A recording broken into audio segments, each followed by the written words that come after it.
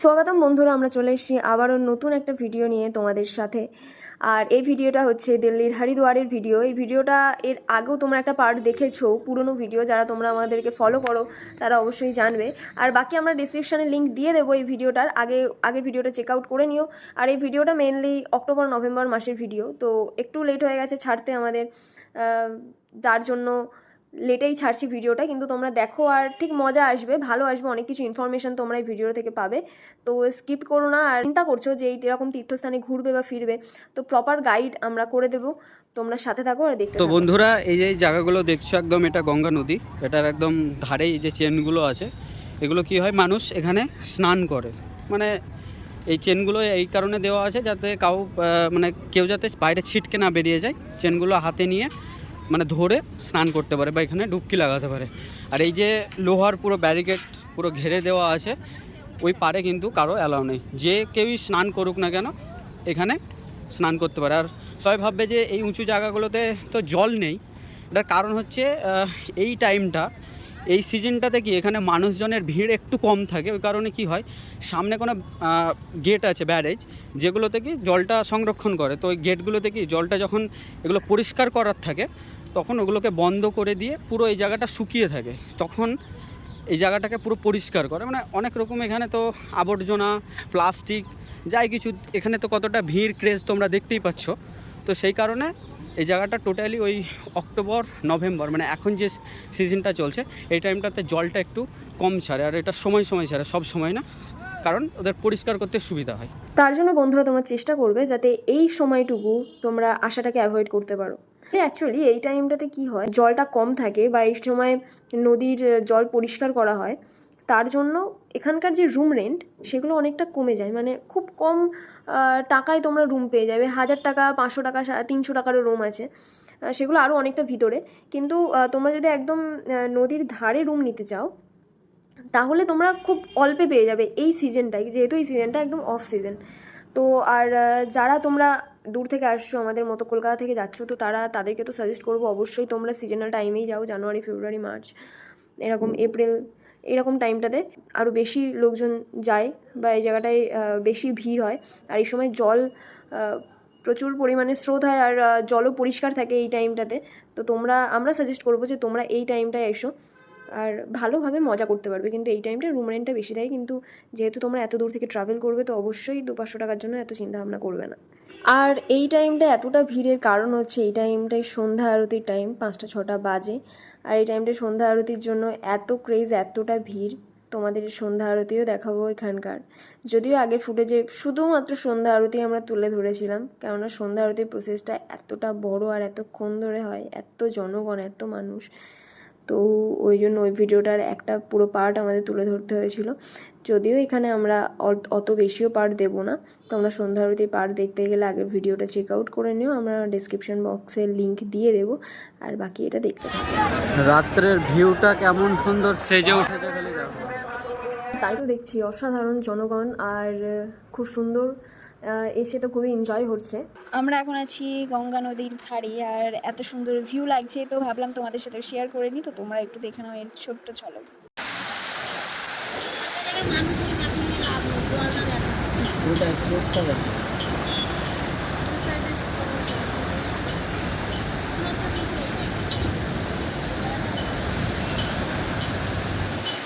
এত সুন্দর আওয়াজ আর এত সুন্দর হাওয়া দিচ্ছে এখানে। আর বাকি এটা ওয়ান ডে, সকালবেলায় আবার তোমাদের সাথে দেখা করছি। হ্যালো গাইজ, ডে 2-তে তোমাদের সাথে স্বাগত। আর আমি চলে এসেছি আবারও সুভা। আর আজ আমি সকাল সকাল লাইন দিতে চলে এসেছি মনসা দেবী মন্দিরে, কারণ আজকে মনসা দেবী মন্দির ভিজিট করার ইচ্ছা আছে। সাথে আরও একটা মন্দির, সেটা তোমাদেরকে পরে জানাচ্ছি। তো মনসা দেবী মন্দির একদম টপে আছে, কিন্তু তার উপরেও আর একটা মন্দির আছে যেটা আমরা লাস্টে যাব।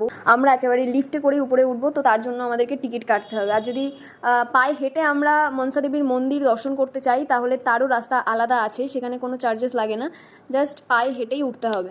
লিফট করে যাই আমরা তাহলে তোমাদেরকে টিকিট কাটতে হবে। টিকিট প্রাইসটা একটু বেশি হাই, এখানে মাথা পিছু 200 টাকা করে টিকিট, মানে 199 টাকা, 1 টাকা কম। আর বাচ্চাদের সেকশন মানে বাচ্চাদের জন্য আলাদা টিকিট, বাচ্চাদের জন্য 50 টাকা আর 95 টাকা করে টিকিট পড়ছে, সেটাও এজ অনুযায়ী। আমরা মন্দিরে ওঠার পরে মনসা দেবীর মন্দির আমাদের প্রথম দর্শন করেছিলাম পাহাড়ের উপরে। তো এতটা এক্সাইটেড হয়ে গিয়েছিলাম যে আমরা একটাও ফুটেজ কভার করিনি। দুজনেই ভেবেছি যে না সে করছে, সে ভেবেছে যে আমি করছি, তো জানতে পারি যে না আমরা দুজনের মধ্যে কেউই ভিডিও করিনি। তো সরি তোমাদেরকে মনসা দেবী মন্দিরের ফুটেজটা দেখাতে পারছি না, কিন্তু এখন আমরা নতুন আরেকটা টেম্পলে যাচ্ছি, তো সেখানে অবশ্যই তোমাদের দেখাবো আর সতেজ থাকবো, যাতে ভিডিওটা তোমাদের ওখানে অন্তত কভার করতে পারি, যাতে তোমরা এই মন্দিরের ফুটেজটাও কিছুটা বুঝতে পারো, কারণ দুটো মন্দিরের ভিউ দুটো সেমই। কিন্তু চণ্ডী মণ্ডপ মন্দিরটা একটু বেশি হাই। এরপর মনসা দেবী মন্দিরে উঠেছি, সেটা হচ্ছে 720 থেকে 30টা এরকম সামথিং কিছু সিঁড়ি আছে, কিন্তু যেটা চণ্ডী মণ্ডপ মন্দির সেটাতে তার থেকেও বেশি সিঁড়ি। ঠিক জানি না, ওখানে অনেক ডিটেলসে লেখা আছে, তো আমরা গিয়ে ঠিক ডিটেলস দেখে তোমাদেরকে জানাচ্ছি যে কটা সিঁড়ি আছে। আর ওখানেও রোপে আছে, তোমরা টিকিট কেটে রোপে করে উপরে উঠতে পারো, ওখানেও টিকিট প্রাইস তোমাদেরকে বলবো। তো তার জন্য মনসা দেবী মন্দির থেকে কিছুটা বেরিয়েই, রাস্তা থেকে কিছুটা বেরিয়েই সামনেই তোমরা ওখান থেকে টোটো পেয়ে যাবে। ওখান থেকে ডাইরেক্ট যদি তোমরা বলো যে চণ্ডী মণ্ডপ মন্দিরের যাওয়ার অটো কোথায় পাওয়া যায়, তো ওখান থেকেই ডাইরেক্ট তোমাদের অটো বা জিপ ওখানে থাকে। ওখান থেকে তোমরা যদি জিপে করে যাও তো ওরা পার হেড 20 থেকে 30 টাকা করে নেয়, আর যদি তোমরা রিজার্ভ করো তাহলে 250 থেকে 300 টাকা এর মধ্যে নেয় ওরা। তো চলো আমাদেরকে রিজার্ভ করে যাবো, তো ওখানে গিয়ে তোমাদের সাথে দেখা হচ্ছে।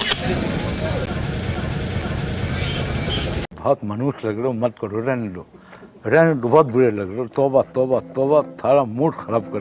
আমরা চলে এসেছি চণ্ডী মণ্ডপ মন্দিরের সামনে, আর সামনে একটা বাদর দেখতে পাচ্ছ, খুব লাফালাফি করছে, ভাবলাম ফুটেজটা নিতে পারবো, কিন্তু ও এত লাফালাফি করলো আর আমরা নিতেই পারলাম না। এবার আমরা টিকিট কাটবো, এই কাউন্টার আর এন্ট্রি গেট, ভিতরে ঢুকতে হবে, তবেই টিকিট কেটে ওপরে লিফটের মাধ্যমে আমরা পাহাড়ের ওপরে উঠবো। চেকিং হচ্ছে। আমরা এখন আছি টিকিট কাটার লাইনে, আমরা এবার টিকিটটা কাটবো। আর পারজন হিসেবে টিকিট পড়ছে 240 টাকা করে, আর বাচ্চাদের টিকিট প্রাইস 125 টাকা, যেটা রোপওয়ে। আর যেটা পায়ে হেঁটে ওঠার সিঁড়ি সেটা এর উল্টো সাইডে আছে, ওটাও আমরা দেখাবো, কিন্তু সেটা উপরে না গিয়ে আমাদের দেখানো সম্ভব না, রাস্তাটা খুব ভালোভাবে দেখা যায় যেখান থেকে নিচে নামা যায়। তো এই সিঁড়িটা আগের যেই মন্দির তার থেকে ডবল সিঁড়ি। তো তোমরা যারা আসতে চাও অবশ্যই আসো, আর উপরে উঠে দৃশ্যটা তোমাদের দেখাবোই। আমি তো খুবই এক্সাইটেড উপরে ওঠার জন্য আর উপরের দৃশ্য দেখার জন্য, পাহাড়ের উপরে এত সুন্দর একটা মন্দির।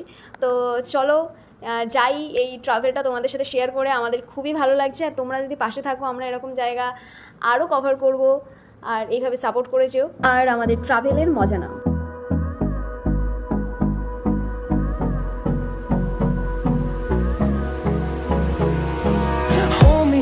Till I get up, time is barely on our side. I don't wanna waste what's left. The storms we chase are leading us, and love is all we'll ever trust. Yeah, no, I don't wanna waste what's left. And on we'll go, through the wastelands, through the highways, till my shadow turns to sun.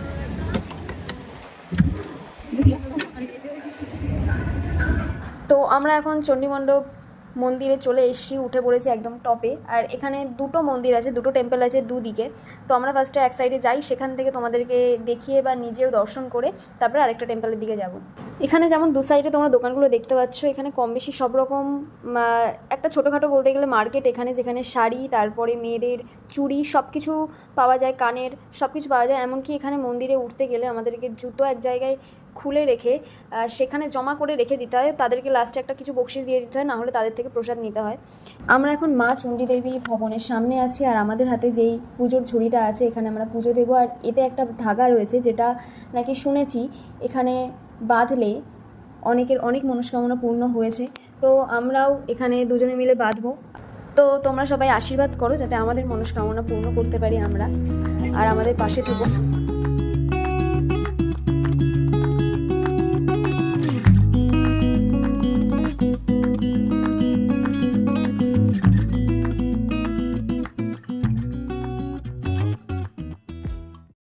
আমরা এখন একটা মন্দির ঘুরে আমরা আর একটা মন্দিরে যাচ্ছি, আর এই মন্দিরের ভেতরেও কী আছে সেটাও আমরা দেখব। তো চলো যাওয়া যাক।